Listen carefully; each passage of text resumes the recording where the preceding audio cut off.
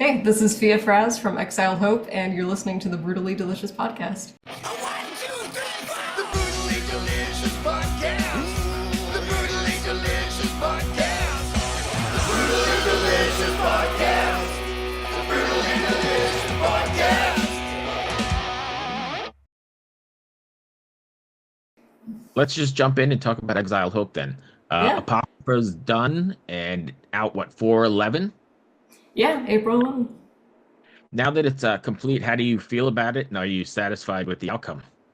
I am very satisfied with the outcome, although I know that I'm going to look back on this in, a couple months when album 4 is done, and I'm going to be like, man, I could have done that so much better. And I'm kind of already feeling like that because, it takes so long to actually release an album. If you're going through the proper channels with promotion and everything, it takes a long time from the time you start it to the time you actually release it to make sure that you get the proper promotion. So I'm really happy with it, but I also feel like, you know what? I could go back and redo a couple of things, but I'm not because I want to get this album out, and if I keep doing that, it's never gonna come out.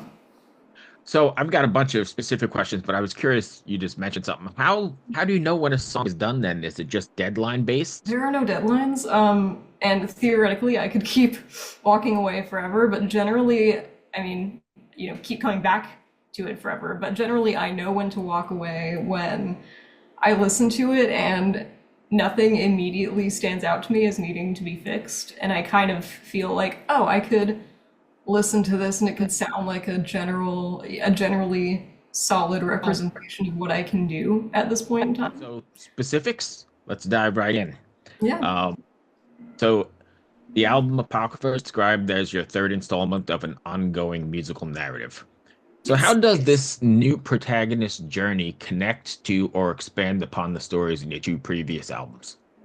So the new protagonist is that it's a point of view switch in the sense that we're kind of going to the point of view of the bad guys now.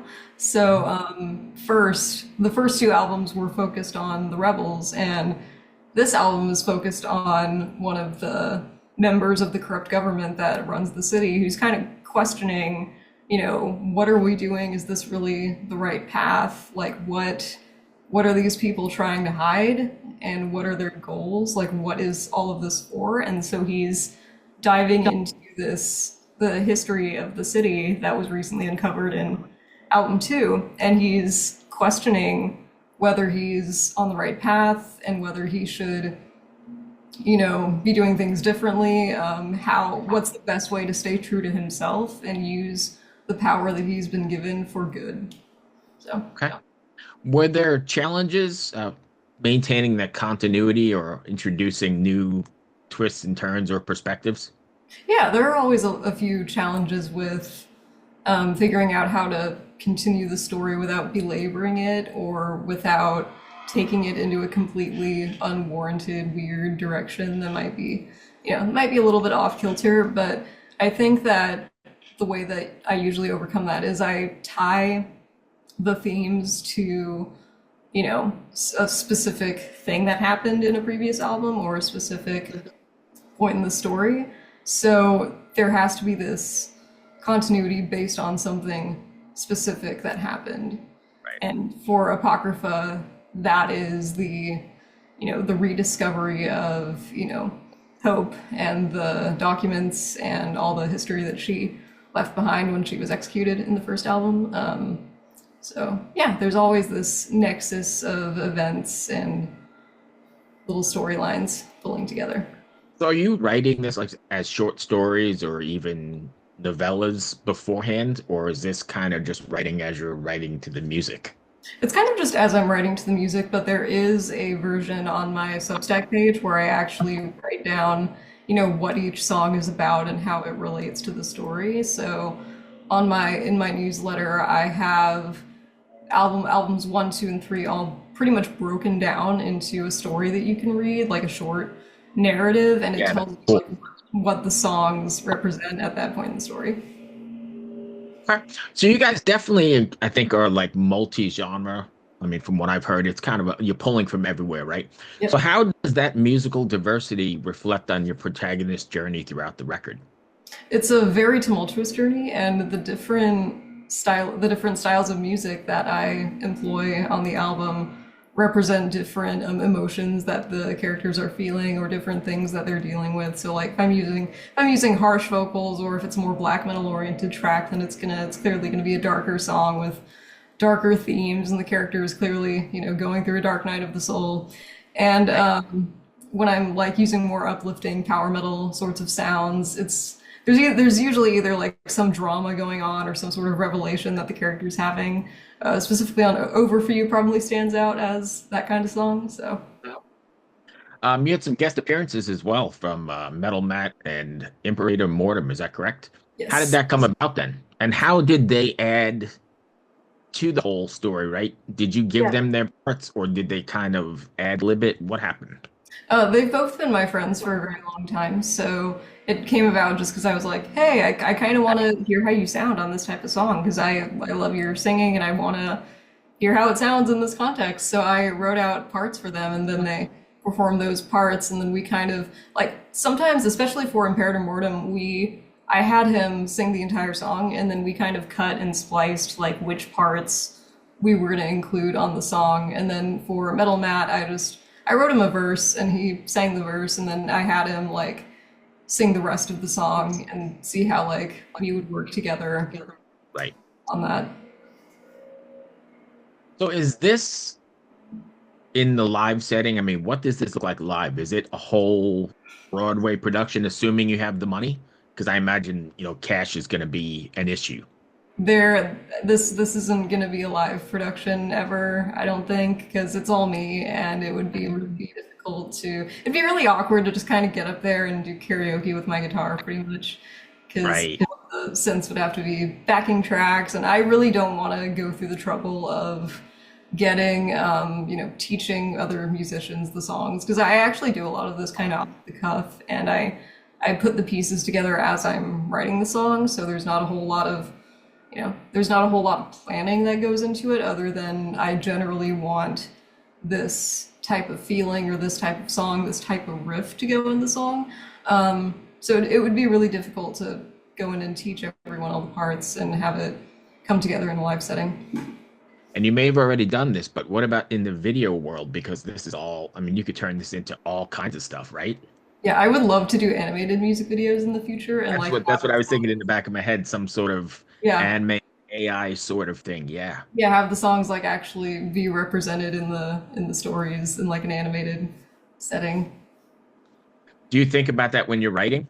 I do actually, yeah, because I think like some of my earliest exposures to music were like in films, and so in the back of my mind, I'm always thinking, how would this look if it was put to an actual film, if it was, part of the soundtrack to a film. So that's kind of always in my mind while I'm writing, and I kind of write with the intention that my songs could be synced to film, video games, and TV shows. So I'm trying to, give it that. I'm trying to show that I have that in mind and that I have that capability when I'm writing the songs. Okay. Here's a good one for you. How do you strike a balance between fantasy and reality in your lyrics, or do you? And then if you do, what specific themes or conflicts do you think will resonate most strongly with your listeners? That's actually a really important part of my songwriting because I love the escapism aspects of it, and I feel like we need a lot of escapism in music because that's what music is for a lot of us. But I also try to frame the escapist narrative elements of the song as personal things that are happening to the characters. So you're not listening to the song as, oh, these people are going to this place and they're doing these things. It's a more internal narrative, and I'm trying not to directly tell you what they're doing, but you can kind of imply what's happening based on how the characters are feeling. So it's a very stream of consciousness, personal emotions centered way of So storytelling. So are you kind of working out your demons through them? And if yeah, so, then is it make you vulnerable, or do you not even consider that? it's a way of working out my thoughts and figuring out how I feel about different situations, and I could see the argument for it being vulnerable, but I feel like there's sufficient distance between myself and the characters that I'm reading so that it feels more objective, and it's a way for me to like take the things that are in my head and then put them into something that I can see and something that I can physically mess with and analyze it so that it's not so intimidating and so all-encompassing. It's just this tiny little thing that I now have in front of me that I'm working on, and it's like, oh, you're not so scary anymore now that I have you, Right. in my control. So what's next for you then? I know you said you're working on a fourth album. Is it going to be a continuation, or are we starting something different? Yeah, the fourth album, it's mostly recorded. Of course, knowing me, I'm gonna go back and re-record some parts because, that's how I roll. And it is a continuation of the Exiled Hope story, and it picks up where the Midquill, like Realm of the Exiled EP leaves off. That was a release that I did with in collaboration with Steelforge that came out recently on January 10th. And so the fourth album picks up where that EP left off, in the sense that Hope has finally emerged from the underworld. She has conquered those demons, and she is back in the realm of mortals. And but she doesn't really know how to deal with how everything in the world has changed since she left. I mean, she's trying to figure out her place in this new world and figure out what she can do to reestablish her legacy and figure out, what happened to everyone that she loves, and figure out how she can continue the war that she started in the first Right. album and continue fighting for, the rights of the citizens of the town. What a time, like, too, because I think we're all trying to figure out where we fit in this new world. Yeah. It's quite interesting. Yeah. So if fans want to find you, can you give us all your socials and... Yeah, I'm on Instagram and Threads as legally_metal. I am not super active on Facebook, but you can find Exiled Hope on Facebook if you would like to. I have a newsletter on Substack. It's just exiledhope.substack.com, and that's where you can read the actual stories behind all the albums and get all the lore and all the in-depth ideas that go into them.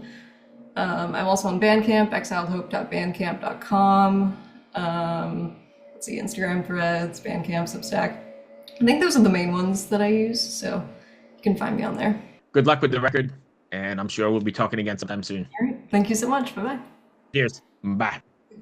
Hey everyone, this is Bjorn from Soulwork, and this is Brutally Delicious.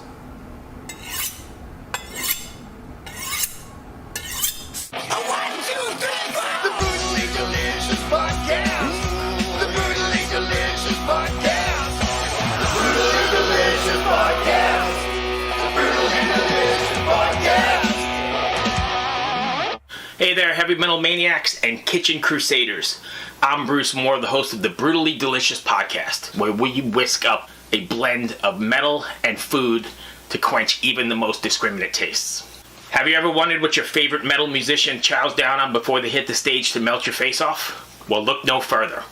Here at the Brutally Delicious Podcast, we have cooking segments so brutal they'll make your oven want to headbang. From beefy, bodacious burgers, to spicy, succulent salmon, to kickin' caliente cauliflower, and more.